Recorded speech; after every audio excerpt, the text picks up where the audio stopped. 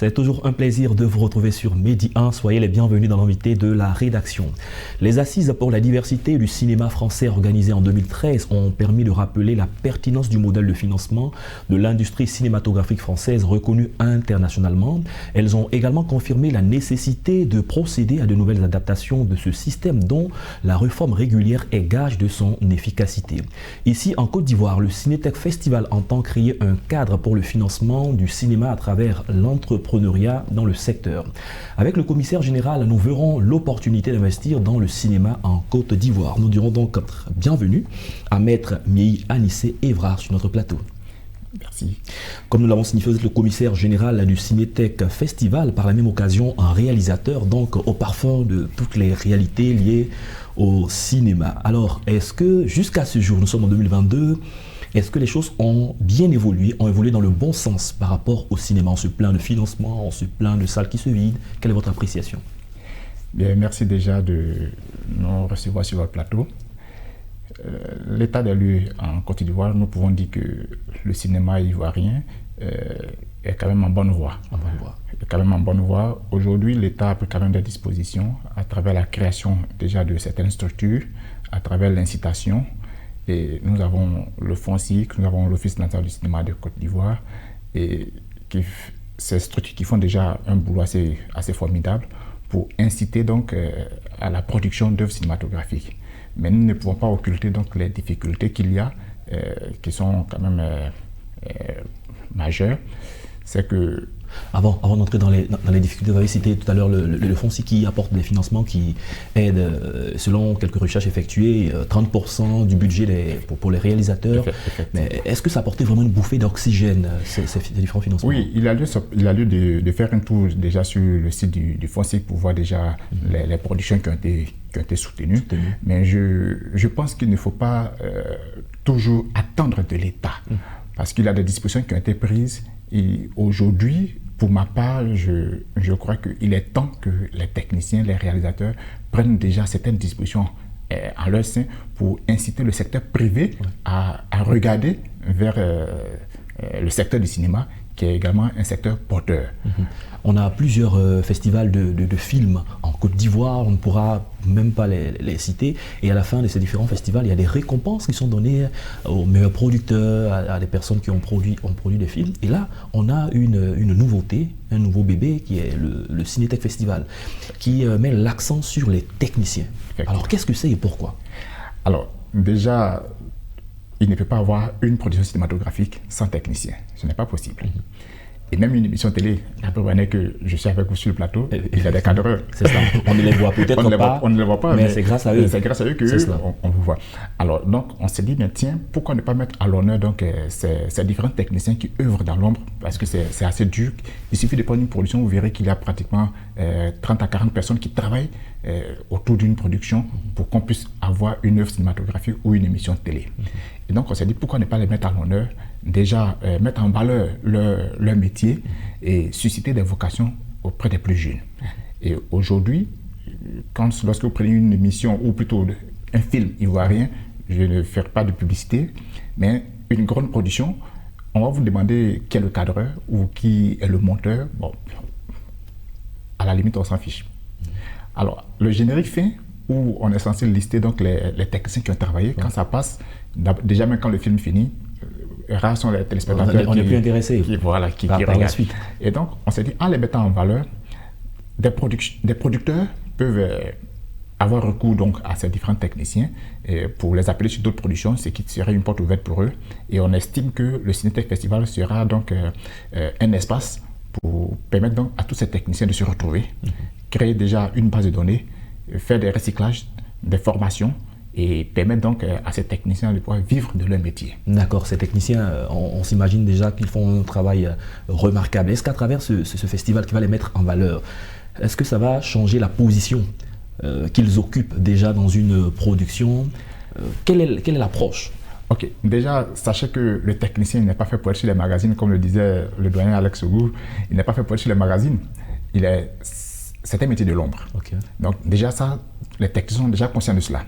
Mais on se dit, au travers d'une production, le fait de reconnaître le mérite d'un technicien pour dire, nous sommes fiers du travail que tu as fait, c'est déjà, je veux dire, c'est déjà un point pour lui. Qui devrait le reconnaître et qui devrait le dire? Cette reconnaissance, c'est le public. Le public, très bien. Alors, puisque les films sont faits pour être vus, et donc lorsqu'on regarde un film et qu'à la fin, soit le réalisateur ou le producteur présente par exemple, voici l'équipe qui a travaillé sur ce film. En spécifiant les rôles. Effectivement, c'est déjà une fierté pour lui, mais en même temps, c'est déjà, je veux dire, un challenge pour dire qu'il n'a plus le droit d'échouer.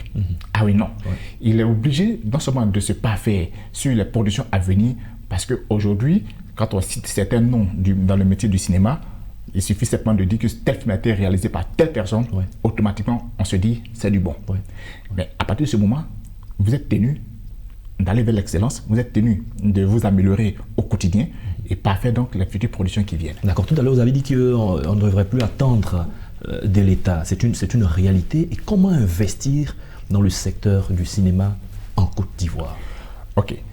Investir donc dans le secteur du cinéma, il y a tellement d'approches. Je vais citer juste quelques-unes des approches. Aujourd'hui, lorsqu'il y a une production, on recherche un financement. L'État a pris des dispositions. Il y a le foncier qui va vous financer jusqu'à hauteur de 30%. Mais il y a ce qu'on appelle le placement de produits.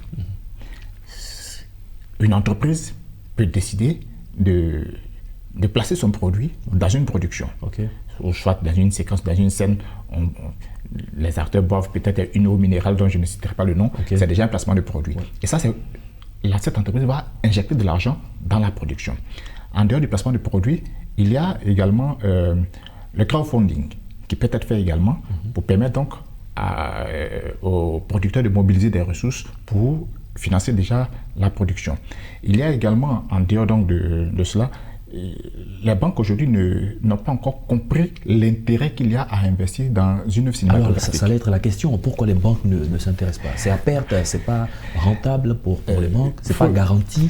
Il faut dire que, pour ma part, je pense que c'est parce que les banques n'ont pas encore compris le fonctionnement donc de la vie d'une œuvre cinématographique qu'ils estiment qu'il n'y a pas d'intérêt. Est-ce que les acteurs et les professionnels l'ont suffisamment bien expliqué aussi? Peut-être que l'approche pourrait se faire dans le sens contraire. Oui, effectivement.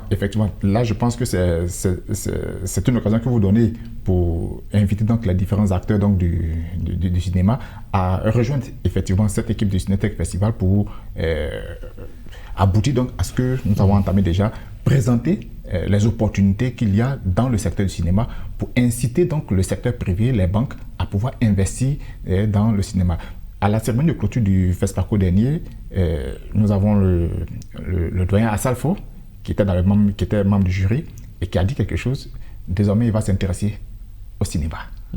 Donc, il a compris qu'il y a effectivement matière à investir dans le cinéma parce que c'est un secteur qui génère quand même assez de ressources. Voilà. D'accord. Avec l'observation que vous avez faite après la première édition du Cinétech Festival, est-ce que l'engouement est au rendez-vous? Quelles sont les prochaines actions fortes que vous allez mener? Ok.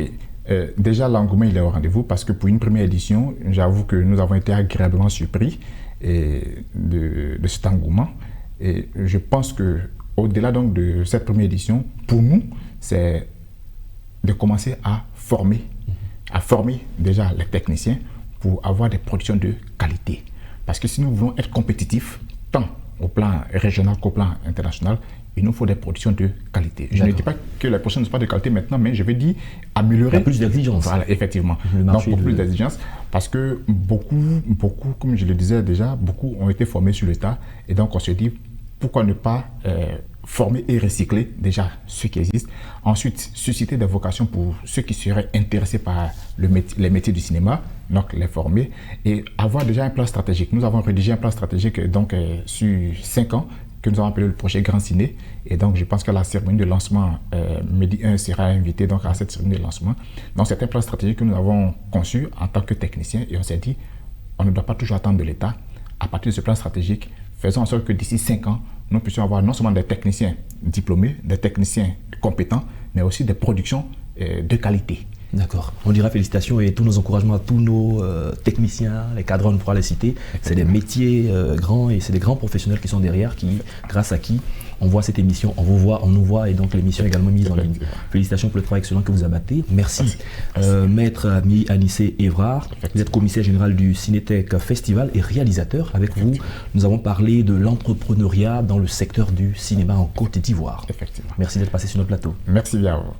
C'est la fin de cette émission. Merci à tous de l'avoir suivi. Bonne suite de nos programmes sur Midi 1.